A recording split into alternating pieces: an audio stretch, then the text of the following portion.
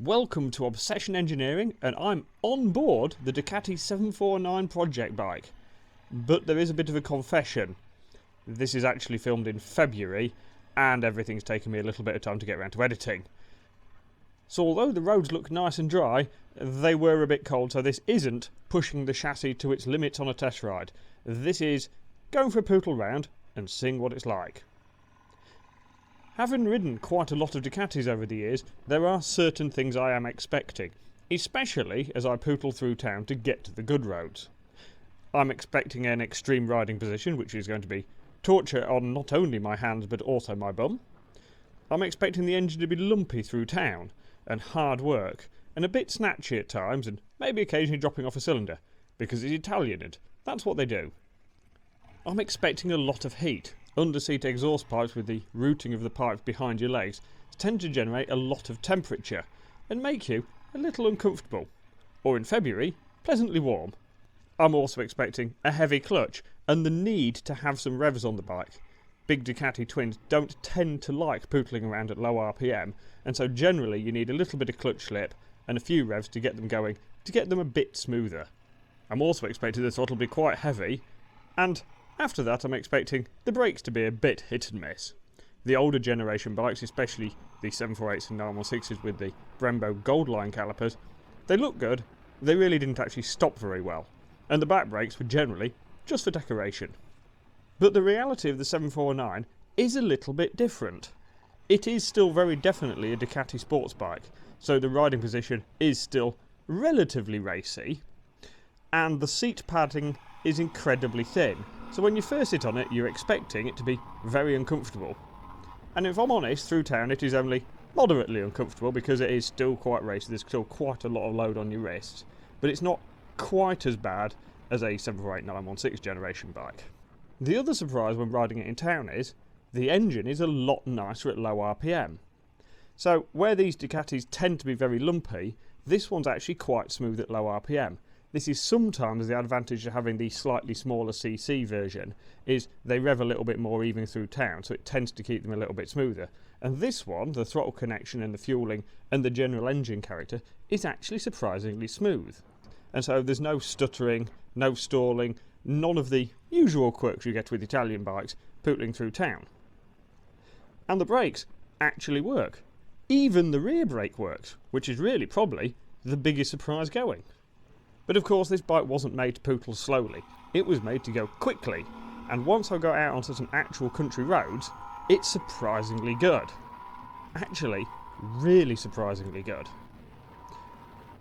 The suspension, although still fairly focused, is not harsh. It's actually quite plush, and bearing in mind that this is the budget end of the Ducati sports bike spectrum, it hasn't got the fancy O-lins and bits, but the suspension still works properly. It's quite plush over the bumps, but it still holds the chassis in the right space, in the right geometry when you're riding a little bit quicker.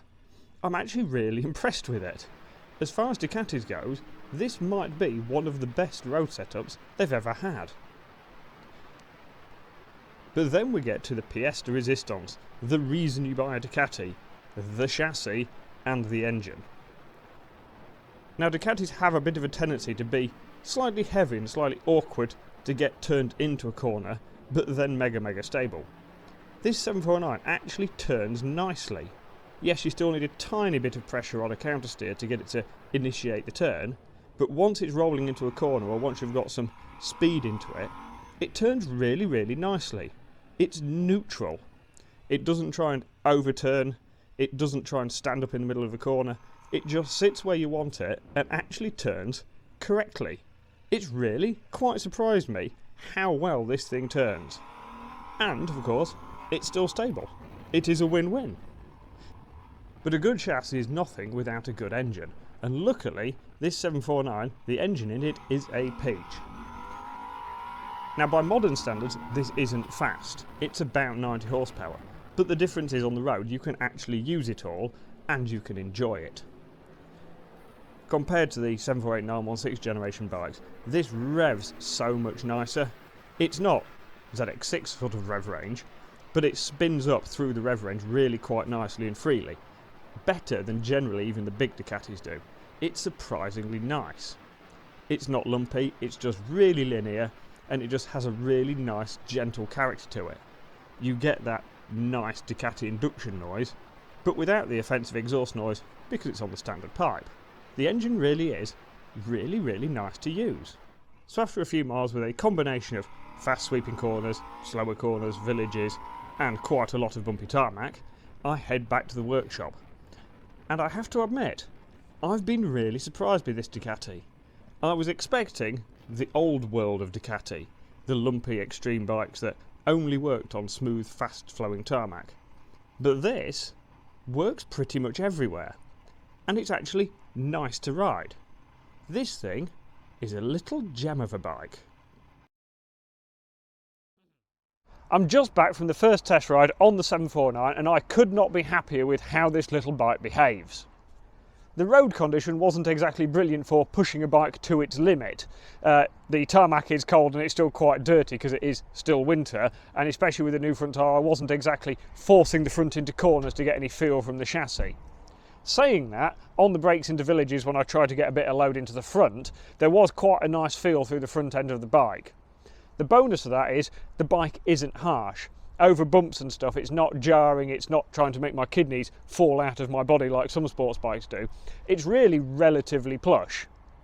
Saying that though, the riding position does have you very much on your wrist and there's not a lot of padding on the seat, so it's not comfort cruising. Especially poodling in and out of town, there is quite a lot of weight on your wrists.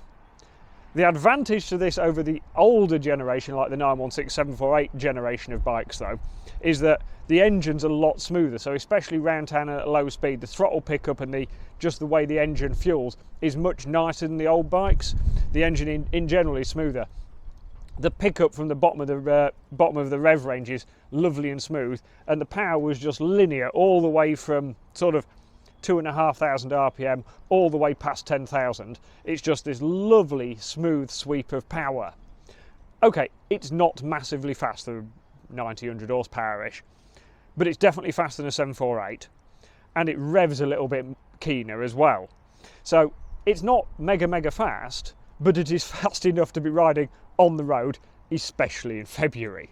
What may be a first for an Italian motorcycle, the back brake actually works. The front brakes are actually surprisingly good, a mile better than the gold spot calipers you used to get on 916s, 748s and that generation of bikes. So the front end is definitely better, and the rear is surprisingly good for an Italian back brake.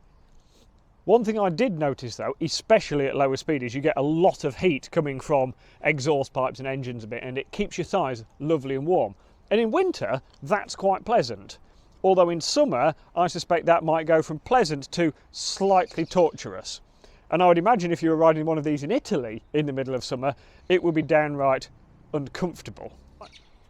So when I actually got towards a corner, the bike turns nice and easily. It certainly steers considerably quicker and easier than a 748 916 generation bike. It might need a little counter steer to just get it turning in, but once it's rolling into a corner, it's lovely and neutral. It tracks the line nicely, it's not harsh over the bumps, and it's just lovely and planted. There's no stability problems at all. It is in fact really nice and easy to ride for an Italian sports bike. Now the guys at my local Ducati dealership said for years that out of the Ducati sports bike lineup, the 749 and 999 was the nicest bike to ride. And now I've ridden one, I think I agree with them. Especially this, because it's not loads and loads of engine, there's no intimidation to it, the throttle connection's lovely, and it's just easy to ride for an Italian sports bike. And that brings me to a bit of a conundrum. While I've had this bike, I've kind of fallen for all the little detailing on it and all the little styling cues, and I've kind of got a little bit fond of it. And now I've ridden it, I can really see why these are held in such high esteem by the people who've actually owned them and ridden them. The only problem with that is I've sold this one, so now I might have to keep a bit of an eye out, maybe for a 749R. So there's only two things left to do now: tot up how much I've spent on the Ducati and hand it over to its new owner, who I hope will have many miles of big smiles. So I've been in the office and I've had a little tot-up of what the 749 has cost me, and I will admit costs build up relatively quickly. So there was a little bit of paint, there was some plating, there was a little bit of powder coating for the rear shock spring, then there was a front tyre and a radiator, cam belts, oil filter, fuel filter, air filter, sprockets, brake fluid, antifreeze, and a few other little sundry items. And that lot all adds quite a bit of cost to the bike. Luckily though, I didn't pay a vast amount for it. So I paid £3,700 for the Ducati, which was a bargain. I've then spent, at my trade prices, just over £900 on parts, and not including any labour in that either. And I've sold the bike for £4,800. So I've made just under 200 quid on the little Ducati.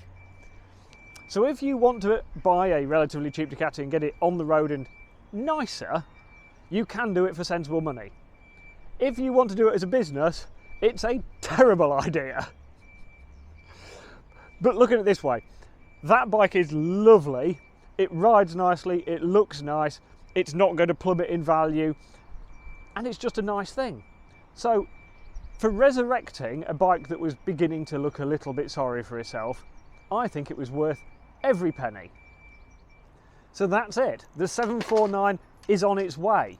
I'm really pleased that it's going to an owner who seems really enthusiastic and is going to actually ride the bike, because that's what it's for. So thank you for watching, and join me again next time for some more motorbike fun.